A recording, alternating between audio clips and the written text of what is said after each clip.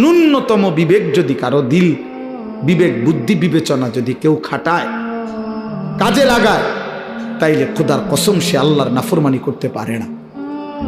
এজন্য যত লোক নাফরমান পাপী, ওরা মূলত বিবেকহীন, ওরা বিবেকহীন, ওরা বিবেক শূন্য, ওরা মূলত জন্তু জানোয়ারের জিন্দেগি যাপন করে।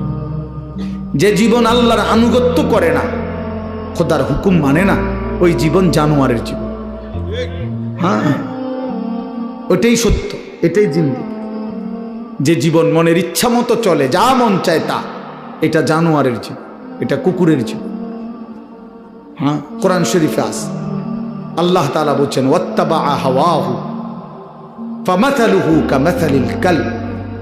সূরা আরাফের মধ্যে আল্লাহ বলেন, মনের ইচ্ছা মতো যে চলে, আমার মনে যা চায় তা, কিসের নামাজ, কিসের আল্লাহ, কিসের রাসূল, কিসের কবর আখেরাত, হুজুরদের কথা বাদ দাও বেটা, আমার মনে যা চায় তা, আমার যখন যেটা ভাল লাগে এটাই করব। মন চাইলে ঘুমাবো, মন চাইলে সজাগ থাকবো, মন চাইলে হাসে, মন চাইলে কাঁদে। এই যার যখন যা মন চায় তাই করে। আল্লাহর বিধান, রাসূলের বিধান, কোরআনের বিধান যে অনুসরণ করে না, খোদার কসম আল্লাহ বলছে ফামাসালুহু কামাসালিল কালব, তার উদাহরণ আল্লাহ বলেন কুত্তার মতো। কুত্তার মতো, এটা কুত্তা, এটা কুত্তা। কামাসালিল কালব অর্থ হলো কুত্তা, কালবুন অর্থ কুত্তা, কুকুর। অতএব যে জীবনে সেজদা নাই, ওই জীবন কুকুরের জীবন।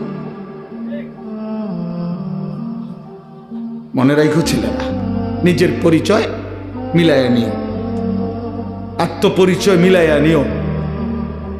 তুমি মানুষ না জানোয়ার, তোমার লগে তুমি বুঝ করে নিও, অসুবিধা নেই। তোমার রাত তোমার কাছে, আমার রাত আমার কাছে, তোমার দিন তোমার কাছে, আমার দিন আমার কাছে, তুমি মিলাইয়া নিও।